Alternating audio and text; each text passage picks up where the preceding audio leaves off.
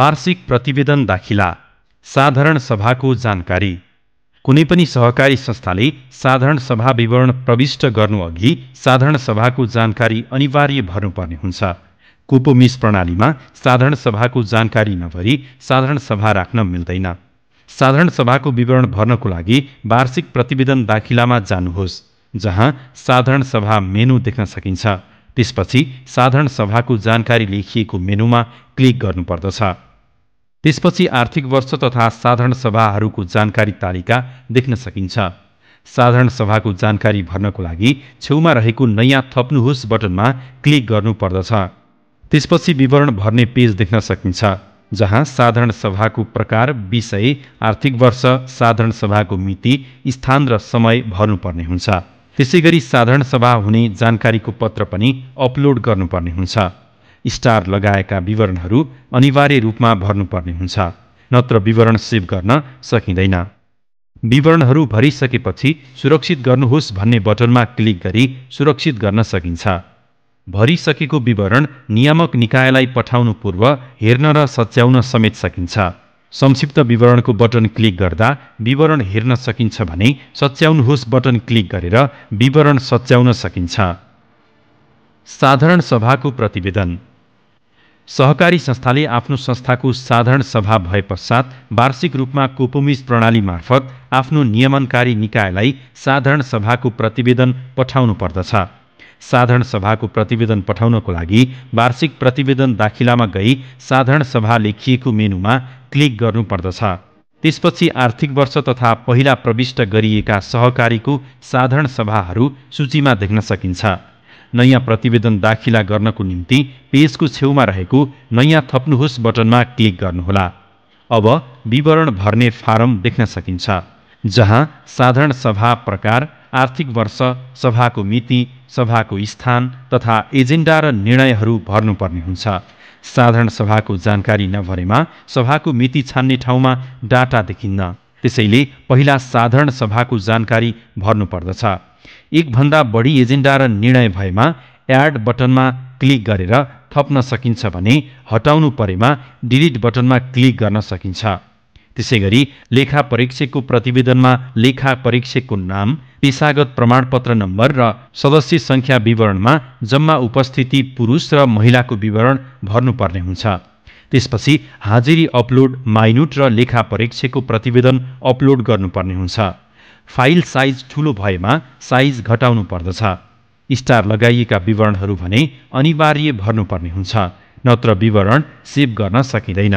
र अन्तिममा रहेको सुरक्षित गर्नुहोस् बटनमा क्लिक गरी सुरक्षित गर्न सकिन्छ।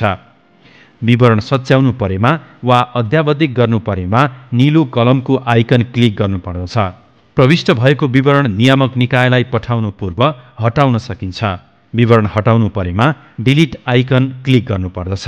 सबै विवरण मिलेको खण्डमा आँखाको आइकनमा क्लिक गर्नुपर्दछ र जानकारी पठाउनुहोस् बटनमा क्लिक गरी नियामक निकायलाई पठाउनु पर्दछ। निर्वाचन। लेखा सञ्चालक समितिमा रहने पदहरूको सेटअप। कुपोमिस प्रणालीमा निर्वाचनको विवरण भर्नको लागि सर्वप्रथम सञ्चालक तथा लेखा समितिमा रहने पदहरूको सेटअप गर्नुपर्ने हुन्छ। यसका लागि सेटअप मेनुमा गई संस्थाको विनियम बमोजिम सञ्चालक लेखा समितिमा रहने पदहरूको सेटअप मेनुमा क्लिक गर्नुपर्दछ। निर्वाचनको विवरण प्रविष्ट गर्नु पूर्व विवरणमा यस मेनुबाट निर्वाचित हुने पदाधिकारीहरूको पद र सङ्ख्या सेटअप गर्नुपर्दछ। क्लिक गरे पश्चात लेखा सञ्चालक समितिमा रहने पदहरूको तालिका रहेको पेज खुल्छ। नयाँ थप्नुहोस् बटनमा क्लिक गर्नुहोस्। पद सेटअप गर्ने नयाँ दर्ता फारम देख्न सकिन्छ। फारममा दिएको प्लस बटनमा क्लिक गरी समितिमा रहने विभिन्न पदहरू थप गर्दै भर्न सकिन्छ। पदहरू हटाउनु परेमा डिलिट बटनमा क्लिक गर्न सकिन्छ। पदहरूको सेटअपमा समितिमा रहने पद र सङ्ख्या भरिसकेपछि फारमको अन्तिममा रहेको सुरक्षित गर्नुहोस् भन्ने बटनमा क्लिक गरी पद सेटअप सुरक्षित गर्न सकिन्छ। निर्वाचनको प्रतिवेदन।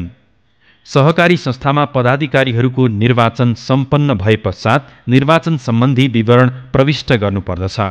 लेखा सञ्चालक समितिमा रहने पदहरूको सेटअप गरिसकेपछि मात्र संस्थाले निर्वाचनको विवरण भर्न सक्दछ। सहकारी संस्थाले आफ्नो साधारण सभाबाट निर्वाचित पदाधिकारीहरूको विवरण प्रविष्ट गरी नियमनकारी निकायमा पठाउनको लागि वार्षिक प्रतिवेदन दाखिलामा गई निर्वाचनभित्र निर्वाचन प्रतिवेदन मेनुमा क्लिक गर्नुपर्दछ। त्यसपछि सहकारीको निर्वाचन प्रतिवेदन देख्न सकिन्छ। निर्वाचन प्रतिवेदन भर्नको लागि नयाँ थप्नुहोस् बटनमा क्लिक गर्नुपर्दछ। त्यसपछि नयाँ विवरण फारम भर्ने पेज खुल्दछ, जहाँ आर्थिक वर्ष लेखा समिति र सञ्चालक समितिका पदाधिकारीहरूको नाम भर्नुपर्ने हुन्छ। निर्वाचित पदाधिकारीहरूलाई सदस्य दर्ता मेनुबाट प्रविष्ट गरे पश्चात छान्न मिल्दछ। त्यसैगरी निर्वाचन मिति, निर्वाचन संयोजक, कार्यविधि वर्षमा जम्मा उपस्थित पुरुष, जम्मा उपस्थिति महिलाको विवरण भर्नुपर्ने हुन्छ। स्टार लगाएका विवरणहरू अनिवार्य भर्नुपर्ने हुन्छ, नत्र विवरण सेभ गर्न सकिँदैन। त्यसपछि निर्वाचनसँग सम्बन्धित माइनोट हाजिरीको फाइल अपलोड गर्नुपर्ने हुन्छ। फाइल अपलोड भएपछि अन्तिममा रहेको सुरक्षित गर्नुहोस् भन्ने बटनमा क्लिक गरी विवरण सुरक्षित गर्न सकिन्छ। विवरण सच्याउनु परेमा वा अद्यावधिक गर्नु परेमा नीलो कलमको आइकन क्लिक गर्नुपर्दछ। प्रविष्ट भएको विवरण नियामक निकायलाई पठाउनु पूर्व हटाउन सकिन्छ। विवरण हटाउनु परेमा डिलिट आइकनमा क्लिक गर्नुपर्दछ। सबै विवरण मिलेको खण्डमा आँखाको आइकनमा क्लिक गर्नुपर्दछ र जानकारी पठाउनुहोस् बटनमा क्लिक गरी नियामक निकायलाई पठाउनु पर्दछ। समिति निर्वाचनको विवरण भरे पश्चात समिति मेनुबाट पदाधिकारीको विवरण हेर्न सकिन्छ। वार्षिक प्रतिवेदनमा गई समिति मेनु क्लिक गर्नुपर्दछ। सूचीमा आर्थिक वर्ष देखिन्छ। आर्थिक वर्षमा क्लिक गरे पश्चात समिति देखिन्छ। अब समितिमा क्लिक गरेर समितिमा रहेको पदाधिकारीहरूको विवरण हेर्न सकिन्छ। निर्वाचन उपसमिति सेटअप निर्वाचन उपसमिति गठन गरेर सेटअप गर्नको लागि सेटअपमा गई निर्वाचनको उपसमिति सेटअप मेनुमा क्लिक गर्नुपर्ने हुन्छ। त्यसपछि नयाँ थप्नुहोस् बटनमा क्लिक गर्नुहोस्। यहाँ उपसमितिको नाम राखिसकेपछि सुरक्षित गर्नुहोस् भन्ने बटनमा क्लिक गरी विवरण सुरक्षित गर्न सकिन्छ। भरिसकेको विवरण हेर्न र सच्याउन समेत सकिन्छ। त्यसको लागि संक्षिप्त विवरणको बटन क्लिक गर्दा विवरण हेर्न सकिन्छ भने सच्याउनुहोस् बटन क्लिक गरेर विवरण सच्याउन सकिन्छ। विवरण हटाउनु परेमा डिलिट बटनमा क्लिक गर्न सकिन्छ। उपसमिति उपसमिति सेटअप गरिसकेपछि अब उपसमितिको विवरण प्रविष्ट गर्न सकिन्छ। उपसमितिको विवरण प्रविष्ट गर्नको लागि वार्षिक प्रतिवेदन दाखिलामा गई उपसमिति मेनुमा क्लिक गर्नुपर्दछ। उपसमितिको पेज खुले पश्चात सूची देख्न सकिन्छ। विवरण थप गर्न पेजको छेउमा रहेको नयाँ थप्नुहोस् बटनमा क्लिक गर्नुपर्दछ। उपसमितिको फारम देखिन्छ। अब क्रमैसँग आर्थिक वर्ष, उपसमितिको नाम, सदस्य, पद, यसैगरी अन्य विवरणमा मनोनीत मिति र कार्य अवधि प्रविष्ट गर्नुपर्ने हुन्छ। फारममा स्टार लगाइएका विवरण अनिवार्य रूपमा भर्नुपर्छ, किनकि यो विवरण भरिएन भने विवरण सेभ गर्न सकिँदैन। विवरण भरिसकेपछि अन्तिममा रहेको सुरक्षित गर्नुहोस् भन्ने बटनमा क्लिक गरी विवरण सुरक्षित गर्न सकिन्छ। यो प्रक्रिया उपसमितिमा रहने हरेक सदस्यहरूको लागि दोहोर्याउनु पर्दछ। यसरी विभिन्न उपसमिति छनौट गरी पदाधिकारीको विवरण प्रविष्ट गर्न सकिन्छ। सहकारी सङ्घ, सहकारी बैंक सङ्घको सदस्यता प्रविष्ट। सहकारी सङ्घ संस्थाले आफू आबद्ध भएको वा हुन चाहने राष्ट्रिय सहकारी महासङ्घ, विषयगत केन्द्रीय सङ्घ, राष्ट्रिय सहकारी बैंक, प्रदेश सहकारी सङ्घ, जिल्ला सहकारी सङ्घ, विषयगत प्रदेश सहकारी सङ्घ, विषयगत जिल्ला सहकारी सङ्घ, विशिष्टीकृत सङ्घहरूमा आबद्ध रहेको जानकारी वा निवेदन कुपुमिस मार्फत गर्न सकिन्छ।